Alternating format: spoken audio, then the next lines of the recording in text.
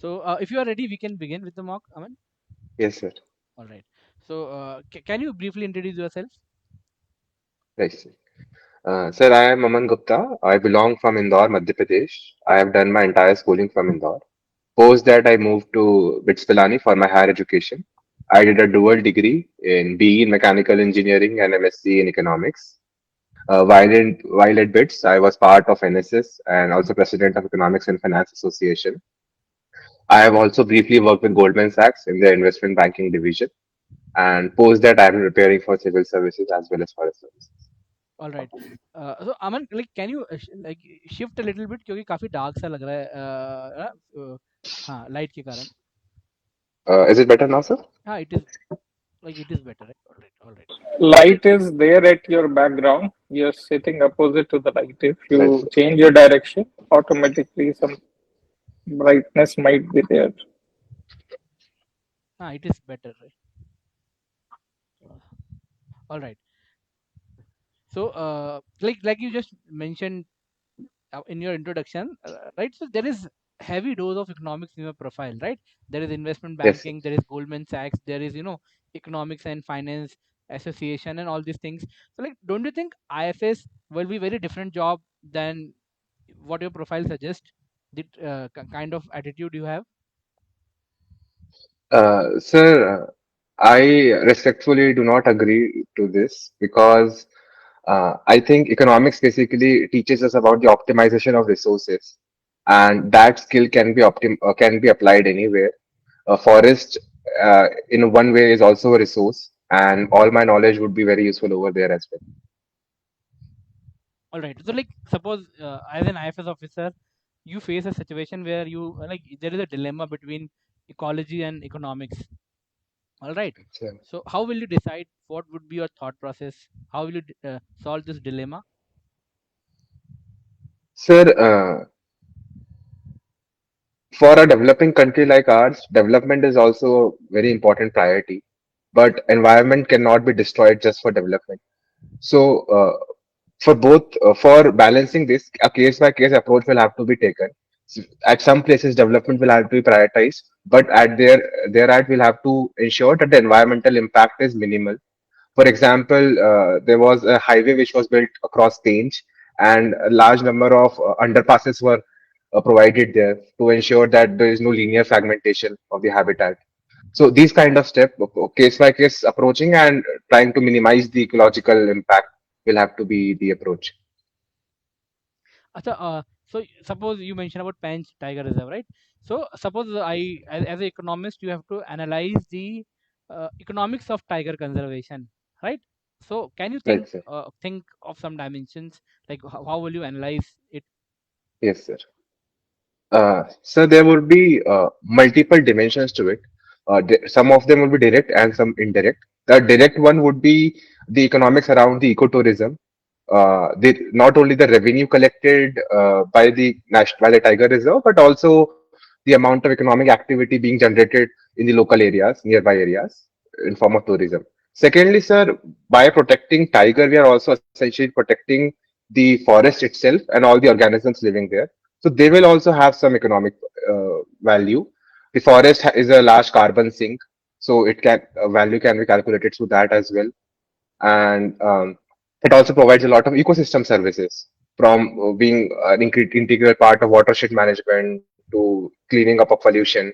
So all of these values can also be calculated. All right.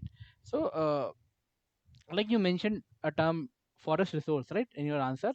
So can you tell Yes, sir. me some of the resources which forest gives us? Right, sir. So the first one and the most prominent is the timber. Other than that, sir, there are various non-timber products from tendu leaf, sal gum, uh, the flower of palash. Then there are animals, organisms.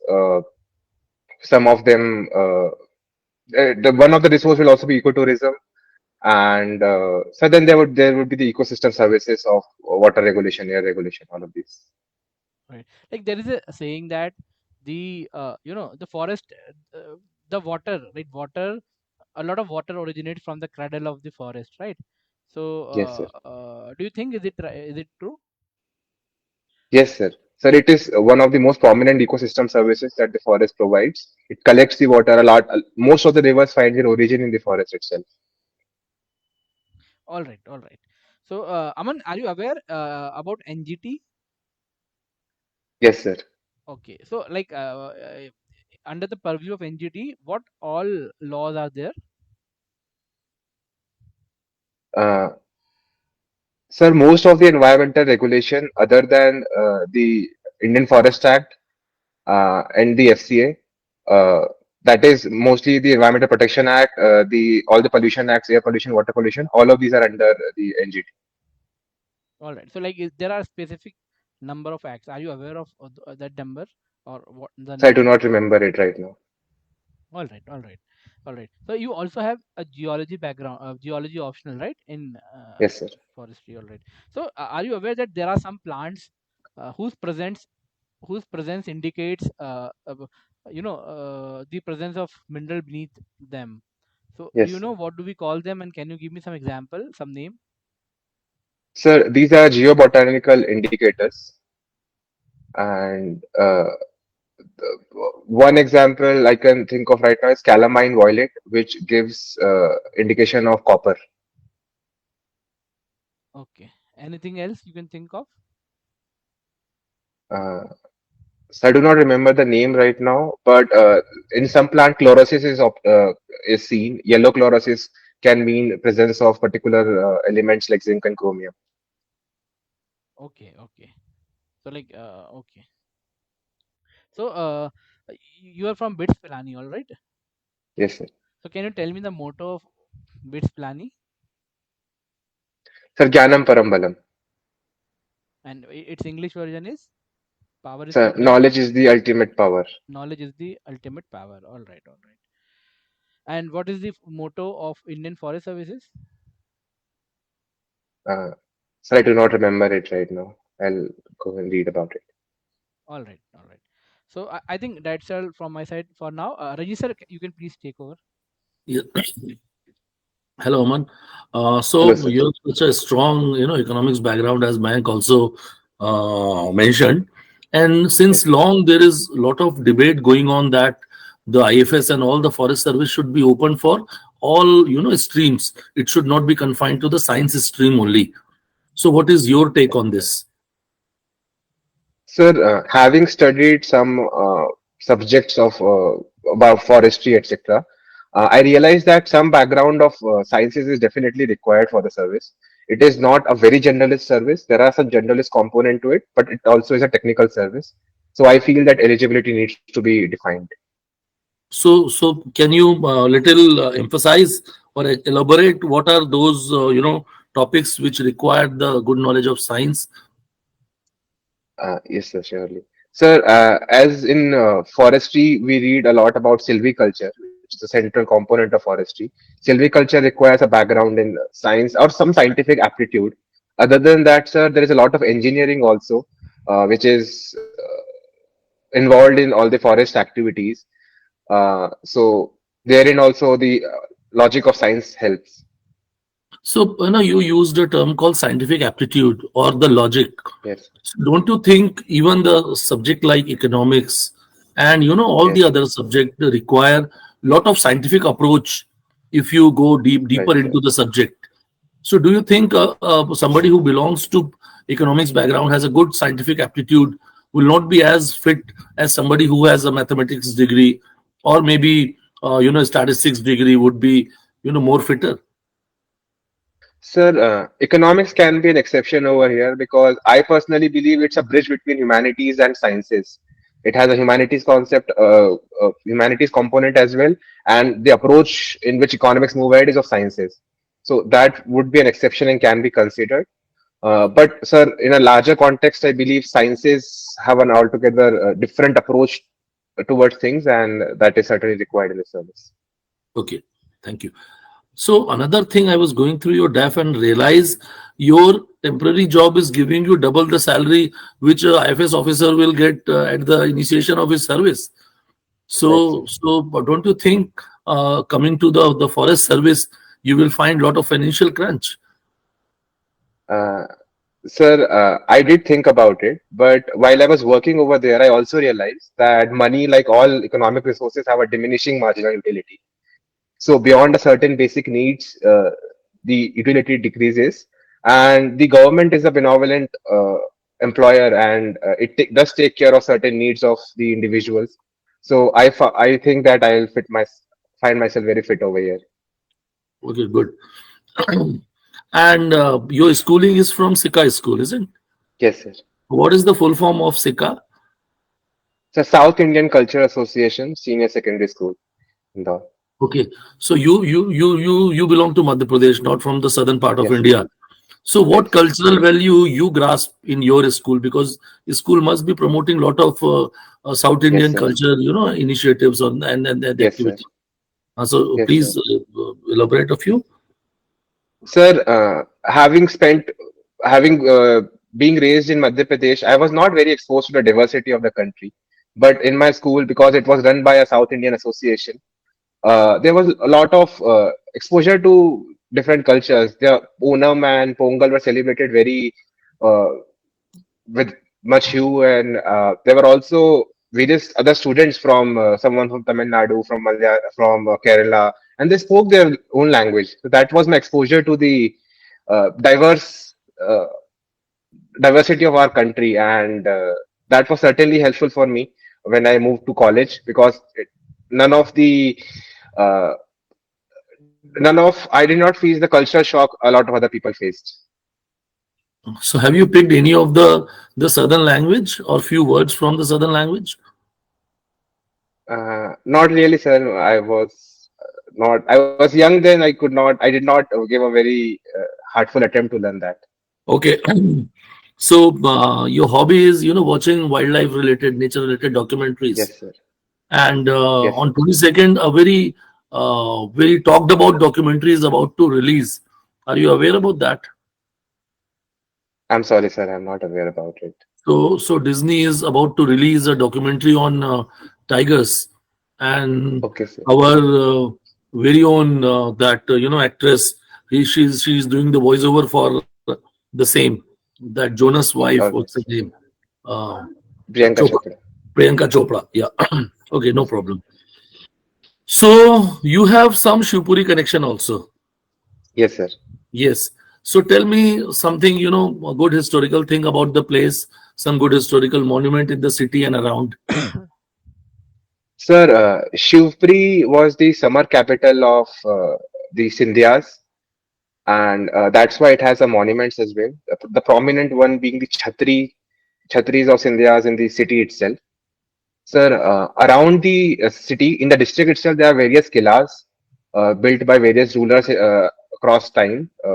Prominent one being from the ruler of Orcha, Maharaja Bundela, Veer Singh Bundela. Ji. And sir, other than that, I am not able to recall right now. There is one very famous fort nearby. I'm not sure it is in Shivpuri or Gwalior district, but very much proximity of Shivpuri. Do you remember Narwar Fort? Yes, sir, I have heard about it. I have not visited it, but I've heard about it. Okay. And from the wildlife point of view, also Shivpuri is in very Yes, limelight. So what is that? sir. Sir, Shivpuri has the Madhav National Park as well as some component uh, of the Kunapalapur Kunapalapur National Park also comes under Shivpuri district. Okay. And what's so Uh, special about Madhav National Park? Sir, Madhav National Park one Ramsar site has been recently declared inside the Madhav National Park. Other than that, the tigers have also been relocated over there. So after many years, the national park now has tigers. Okay. So Madhya Pradesh is quite, Madhya Pradesh Forest Department is quite known for all kind of, translocation. So Yes, sir. do you know what other places we have translocated tigers? Uh, Sir, I know about a translocation conducted within the state. Outside of the state, I'm not aware. No, I'm Sir, talking within about the within the state only. I'm talking about within the yes, state. sir. Sir, within the state, the most prominent one is the repopulation of Panna. The Hmm. Panna's tiger count reduced to zero in 2009, and after that, some tigers were brought from Bandhavgarh and Pench, and now Panna has a population upwards of 50 tigers. So that has been the most successful tiger reintroduction. And beyond this, So beyond this, I am unable to recall right now. and are you aware about some other wildlife translocation within the state of Madhya Pradesh? Yes, sir. Sir, the Barasinga is also actively translocated. It was translocated from Kana to Satpura once. And other than that, sir, Gaur has also been translocated to Sanjay Dubri National Park. Hmm. Great. So, do you know, you mentioned about the 50 tigers in Panna Tiger Reserve. So, how this Yes. number of tiger are being estimated? Sir, a tiger census is conducted in every 4 years, Okay. and through that, the number is calculated. Uh, so the tiger census has multiple steps. The few of them which I know is that in one step there is a manual inspection of the entire tiger reserve. Other than that, sir, there are camera traps which are set up, which click the pictures of the tiger over a particular time period, and through that, the unique stripes are matched with the database, and the numbers are calculated. Okay. ठीक है. Also, are you aware that recently there was a very major amendment in Wildlife Protection Act? Yes, sir. So, with respect to the exotic wildlife, what amendment is introduced in the Wildlife Act? Uh, I'm sorry, sir. I do not recall it right now. I had studied it, but I do not recall it right now. No problem. So, this much from my side. Siddharth, you may take over. Thank you, sir. Hi, Aman. As I can see from your this DAF that your father is a civil servant. So my Yes, sir. first question is that why did you choose to prepare for Indian Forest Service after doing a dual degree from BITS planning and after getting a very good internship opportunity also? What did Right, motivate sir. you? Sir, being brought up at a home where my father was civil servant also played a role in my inclination towards this area. However, sir, while I was in college, I interacted with a few seniors of mine who were in the service, and while working specially, I realized that I wanted to be in a field which offers larger diversity, and that's why my the career profiles that the civil services and the forest services offer are very exciting, very challenging, and that's why my inclination towards it. You have written this September 2023 mains exam and the Yes, sir. results are still awaited. Yes, So, sir. if you get selected in both the civil services exam and the forest exam, then what Right, are you sir. going to do? Uh, Sir, it would depend upon the service I am getting in the civil services. Uh, in my mind, I would prefer the forest services just below the administrative services. Right. You have worked as an investment banker in Goldman and Yes, sir. Sachs. So, are you aware about the difficulties forest department face in financing and how can be any investment be brought from outside to supplement the same? Uh, Sir, being a developing nation, we do have constraints, especially in an area like conservation, which do not have a direct economic return in the short term. So, sir, one of the way in which the financing can be brought in this domain is through the carbon credits. The carbon credit market in the international area has been increasing, and forestry is certainly a way to tap it. Uh, Sir, that is one way I can think of. What are the challenges right now in terms of finance in the forest department as such? Are you aware? Sir, I'm not aware about the exact challenges. I'm sorry. Regarding carbon credit, which has not taken off so well till now in the country, there has been a new program launched by MOFCC known as Green Credit Program. Are you Yes, aware sir. about this GCP, Green Credit Program? Sir, I do remember reading about it. I do not remember the exact provisions right now. It is also linked with ESG, Environment, Social and Governance Responsibility. Right, sir. Anyways, do you have any idea about CSR? What does CSR Yes, sir. means?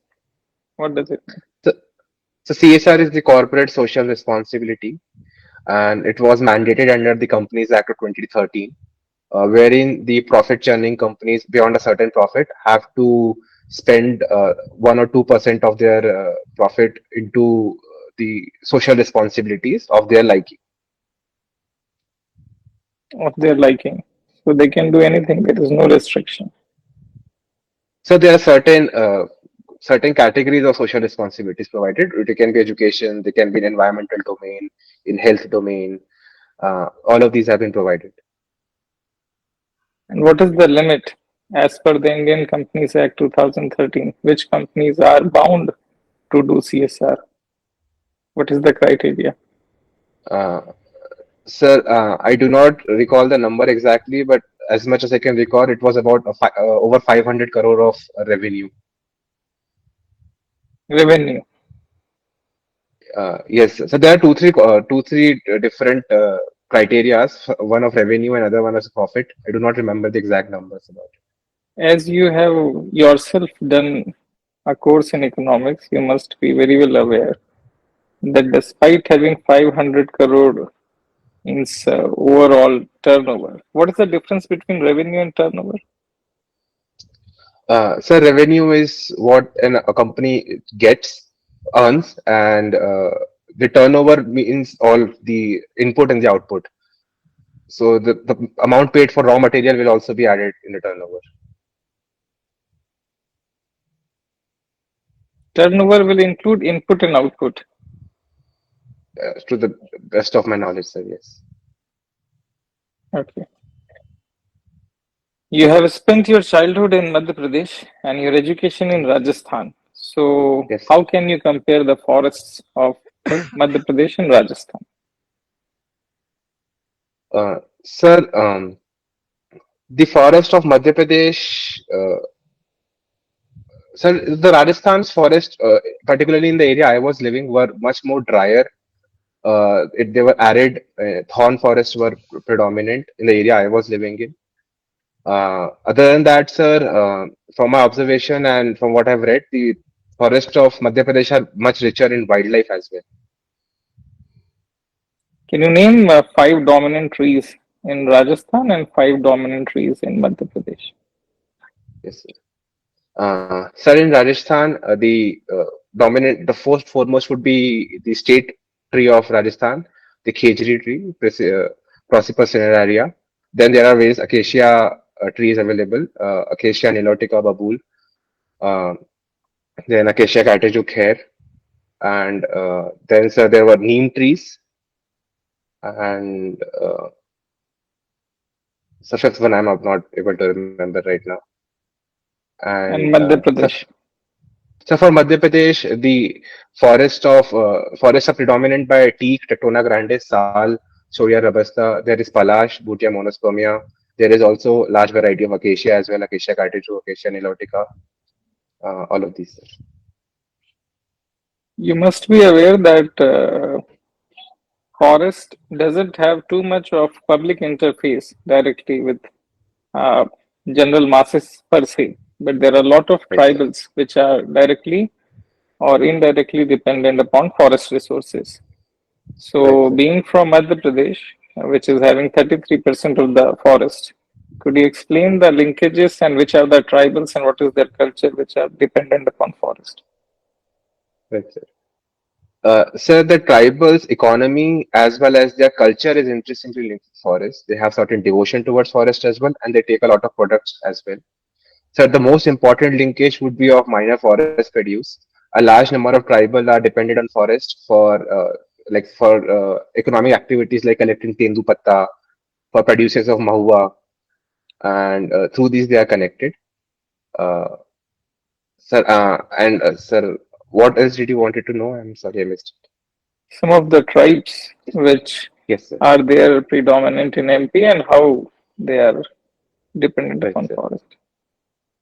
Sir, one major tribe is Bhils, and sir, Bhils specifically are related with forest to the linkage of ethnobotany. They source a lot of their medicines from forest. Then there are sir Saharias, which are also one of the PVTGs. Then there are Gonds in the Jabalpur area, and all of these are linked through economic activity very much. And what about tribes in Rajasthan? Uh, Sir, Rajasthan also has significant Bhil population in the southern part, and there are Meenas as well. And their dependence upon forest. Uh, Sir, yeah, yes, sir. Sir, one tribe I can remember of Vishnuis, they are very they consider forest to be sacred, and they protect animals, especially black buck, as a very sacred being. So they are connected to forest through the thread of devotion. Do you know this concept of VSS and how these VSS work in the forest? I'm sorry, sir, I do not know the full form of Volun VSS. One Samrakshan Samitis. Are you aware about this One Samrakshan Samiti? Sir, I've heard about it, but I do not know much about it in detail. Okay, not an issue. For their own tribes, there is a act in the country known as FRA, Yes, sir. Forest Right Act. So, what is your Yes, sir. analysis about this Forest Right Act? What is the impact of FRA on the forest of India? Sir, the act was brought to provide certain rights, the predominantly the land titling right and the community rights to the communities living in and around forest. Mhm, So, sir, so far about 48% of the claims have been settled and the people have been provided with land. mhm. Uh, so in that way, it has been success. It has been a successful legislation. Legislation. However, sir, there are problems associated as well because there is no cutoff date for application of the land title. There is a cutoff date for proving the living on a particular land piece, but there is no cutoff date for applying. So there is a recurrent application for land titles, and that creates workload on the forest department as well as that can lead to the encroachment of forest land as well. How much FRA in acres or hectares have been given in Madhya Pradesh till now as individual rights? Any idea? I'm sorry, sir, I do not know the number. Okay. You told that FCA doesn't come under NGT. Uh, why FCA doesn't come in NGT? Are you sure about it? Uh, Sir, I'm not sure about it. If I'll have to read it. Okay. You're talking about relocation of gores, Indian gores from forest. Uh, some people call it wild buffalo also. So, what is the difference between a buffalo and a gore? Sir, the buffaloes we see around sir, are domesticated ones, and the gaur is a wild one, so it is more angry in nature and cannot and not domesticated basically. Mhm. You have interest and hobby of visiting historical places. Yes, sir. In Rajasthan, which are the historical places that you have visited? Sir, I have visited Khetri near the Pilani, which is an old fort. Other than that, sir, I have been to Udaipur. I visited City Palace in Udaipur and various palaces in the city. And I've also been to Hawa Mahal in Jaipur. Near Udaipur, there is a historical place known as Haldi Ghati. Yes, sir. What is the significance of this Haldi Ghati? So the Battle of Haldi Ghati was fought there between Maharana Pratap of Mewar and the forces of Akbar. Why it is known as Haldi Ghati, that place? Uh, I'm not sure about that, sir. There were recent amendments in the FCA Act, and the name has also been changed. Are you aware about the amendments and the change of name of FCA? Sir, I'm aware about the amendments. I'm not aware about the change in the name. Nomenclature. Which are the amendments? Sir, there are three major provisions which have been changed. The first one is uh, the non-requirement of clearance for the strategic projects, basically within the 100 kilometers of the border, national border. And so secondly is that if there are already an existing highway or rail track passing through a forest area, up to 50 meters more construction can be taken place without clearance. Right, thank you. That will be all from my side. Kshitij can Thank you, take sir. over.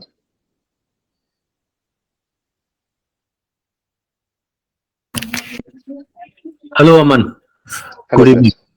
Good evening, sir. Aman, I see in your DAF that you've spent a considerable amount of your college life learning about economics and finance. You seem to have a lot Yes, of sir. interest in it.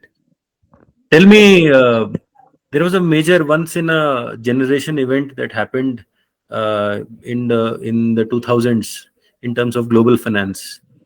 Could you Right, sir. guess what it is? What it was? So the global financial crisis of 2008. Could you elaborate on very briefly as to what were the causes? Yes, sir. I believe your the organization which you worked for also had some role in the management of that crisis.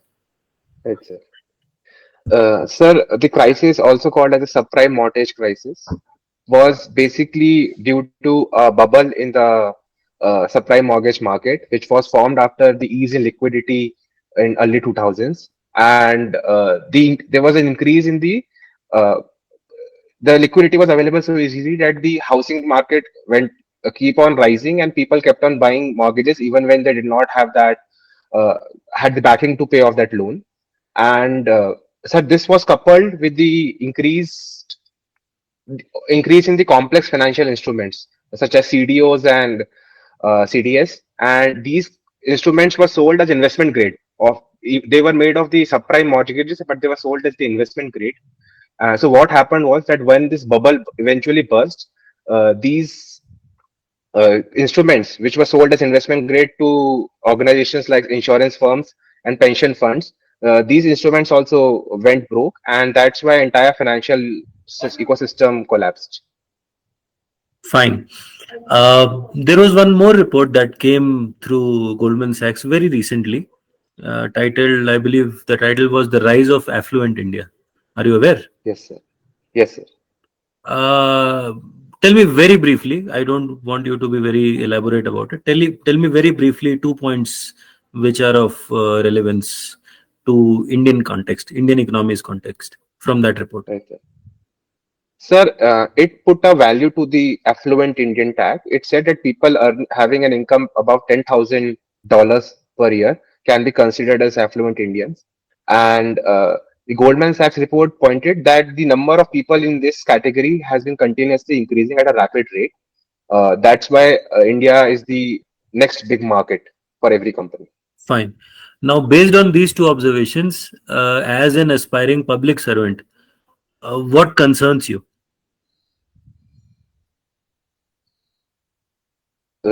Sir, I'll take a moment to think. Are you aware about about India's per capita income? Right, sir. Yes, sir. What is it? So the per capita income is currently around $2,500. Fine. Assuming that is true, and also assuming the observations of Goldman Sachs reports are also true, what inference can you draw, or what analysis can you draw as an aspiring public servant? Sir, we can be concerned about the increasing inequality, wherein the affluent section is rising at a much rapid pace than the uh, bottom section of the society. Why would that be so? I mean, as an aspiring public servant, uh, do you have some reasons as to why this is happening? Uh, Sir, there can be two, three reasons to it, but the most prominent one would be that the lack of social mobility is an important factor in our country. It takes few generations for one to escape the poverty and then rise up to affluent section. Uh, that is one thing. May explain me Second is, the social mobility. yes, sir.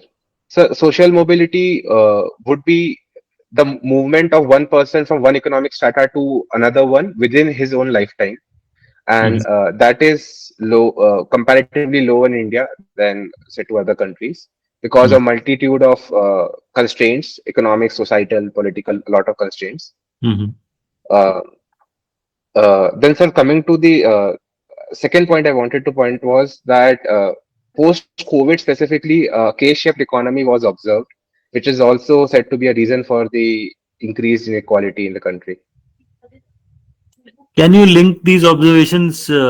So, as imagine you are now an IFS officer and you Yes, are sir. actually working in the interest of some of the poorest and some of the most resource deprived sections of our society. Right, sir.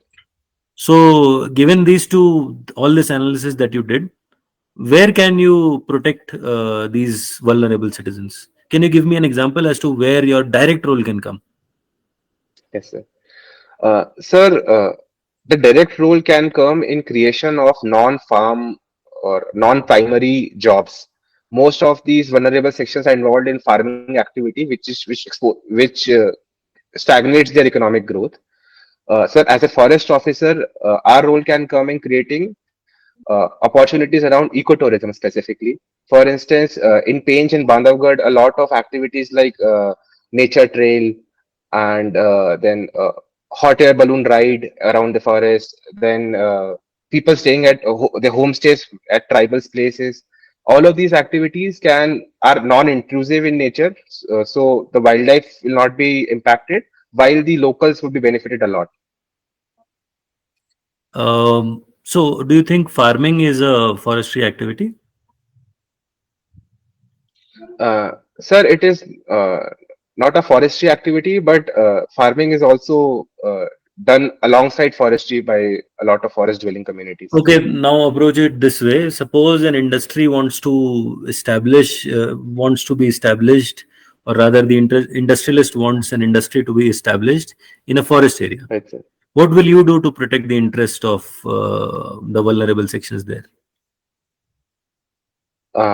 Sir, any industry which needs to be set up in a forest area will require certain clearances, and in those clearances, providing of those clearances, my role will certainly come, and therein I can argue on merit about the case of not allowing that industry or allowing that industry. And if the industry has been allowed, then the interest of local people will have to be protected by giving them a fair amount of compensation and a fair rehabilitation policy and also permanent jobs in those industries. Fine. Let's take a different question now. What is the motto of your college? I believe you are from BITS Pilani. Yes, sir. What is the motto of your So college? innovate, achieve, lead. Is that so? Uh, Isn't sir, it Jnanam Gyanam Param Param. Balam? Yes, sir. Sir, What does that yes, sir. mean? Sorry. Sir, it means knowledge is the ultimate power. Okay. So now tell me, how is it relevant to public service? Sir, in public service, also, so knowledge is power in any field. In public service, it becomes even more important because uh, knowledge can also be equated to data and information, and a public servant can serve well when he or she has data about what the objective is and what the ground situation is, and this knowledge can actually lead to action, which will lead to transformation. Aman, that is a very generic answer. Let me be more precise. There is the current dispensation in the past few years. The union government has come up with uh, certain policies which directly basically directly lead to this argument that there should be knowledge in public services. Are Right, you sir. able to get what I'm hinting at? Yes, sir. Sir, if I am right, the mission Karm Yogi talks about the role-based competence rather Mm. than just rule-based. So in that role-based competence, one is push towards having expertise in particular sectors, in having a sectoral knowledge basically, and through that they can serve the public sector better. Okay. Now, since you have an economics background, I again feel that you must be aware about this term. Have you heard about payment for ecosystem services? Yes, sir.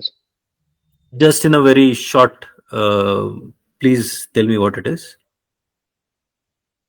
Sir, the concept tells that because the ecosystem services are one of the ecosystem services have economic value, so the communities protecting them and ensuring that these services remain same should be compensated for it.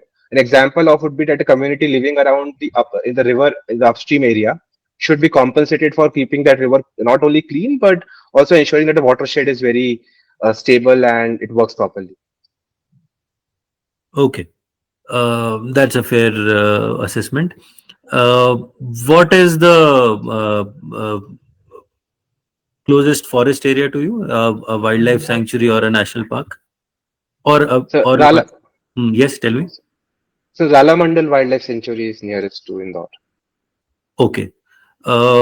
So tell me, if I ask you, since you are into investment banking and all, you must have given many interviews in which you would be asked to estimate, to give a guesstimate, basically. So Right, sir. tell me, how do you approach if I ask you to calculate the economic value of this wildlife sanctuary? Right, sir. Sir, first of all the major components of the wildlife sanctuaries economically will have to be taken. The first one would be, sir, the ecotourism services it provides. So that year-long revenue can be uh, considered as a proxy for that. And so other than that, the sanctuary itself is built upon land. So land will have an intrinsic value of itself. Other than that, it has forest. What would be Uh, the intrinsic value of the land? so that can be calculated by the nearby value of industrial land in that region. I'm not aware of the rate, but Do you think there is a more objective way to do it? Are there some Supreme Court decisions on it? yes, sir.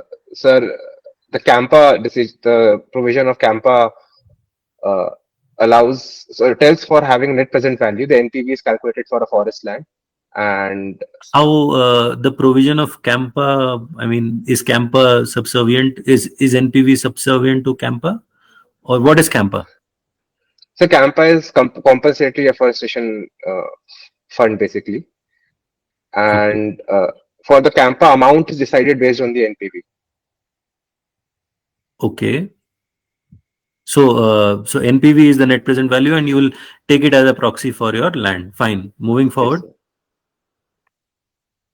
sir. So then there would be ecosystem services as well, which the forest provides. That is what I started with, actually. I did not ask you to give me the value of the ecotourism. I asked you to give me the value of Acha. payment for ecosystem services. That is where Okay, you are I'm sorry, getting sir. at now. Please proceed. Right. So, sir, there would be the ecosystem services from the soil conservation to the air, the cleaning up of air. All of this will also be have to be accounted, as well as the carbon value of the carbon sink that the forest provides. That will Okay, also be have to take in consideration. fine. I would have appreciated it more if you would have given me an example and given a back of the hand calculation. But then, anyways, uh, have you heard the term "wood is good"? Uh, It's I'm it's sorry, it, sir. it was a lot in news.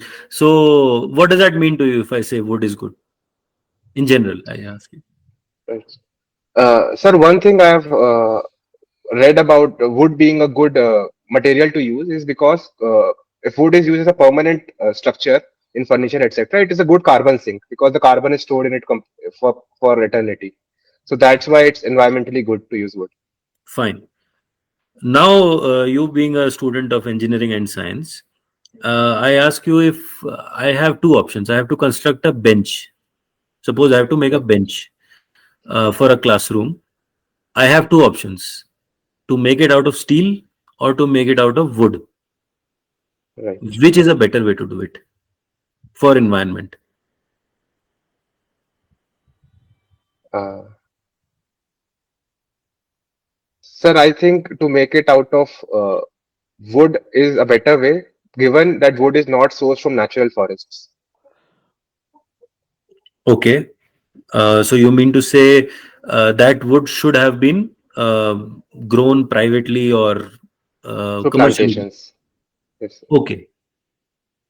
So now, if I ask you, so the government of India also has a, you must be aware that they also have a goal for net zero Yes, sir. carbon, net zero emissions by which year? 2070. Yes. So, I mean, in layman's terms, uh, as many trees are there, it is good, I believe. Right, sir. Fine. So, to achieve that, we need to plant more trees and conserve the trees which are there. That is a logical Right. conclusion. Right, Suppose sir. if the government comes up with a policy so as to ban all kinds of felling of trees, Right, sir. any kind of felling, right now, it is banned. What could Right, sir. be the negative outcomes or positive outcomes of this? Do you think it is a fair policy? Uh, Sir, to have the to calculate the net impact, one would certainly need to do some calculations. However, one negative Yeah, impact I can think. I believe we can safely assume that we would need to plant more trees. So I think that calculations you cannot avoid.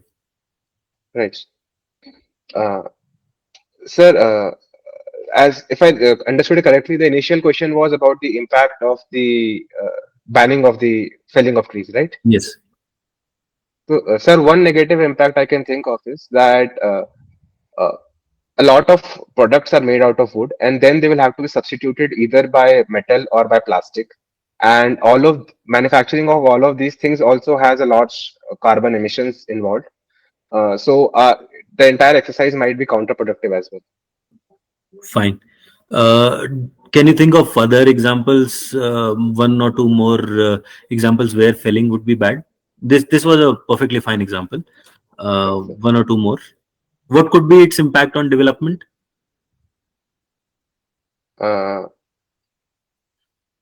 Sir, it might also increase cost for certain input cost, and that might decrease the competitiveness of industries as well. So development might reduce. Okay. And purely environmentally speaking, what could be the fallout? Uh, Sir, there are certain trees which need to be felled. They are either injured or they are deceased. So certain tending operations do take place. So if that is not also allowed, then the overall quality of forest might be compromised. Are you aware of the term invasive alien species? Yes, sir. Do you think that will also have a bearing? Yes. Can you Yes, give sir. me Then we will not. can you give me some examples of such invasive species? Uh, Sir, I can remember some shrubs like uh, just a second, Lantana camara and Senna accidentalis. So all of these are invasive species and they need to be removed time to time. Fine. That is all from my side, Aman. Nice talking to you. Thank you, sir. Thank you, Over sir. to Mayank. So I think like we have covered almost all the dimensions. So Aman, your mock interview is over. You can please leave the Yes, sir. call for a few minutes. Then I'll text you back for Yes. feedback. Right? All right.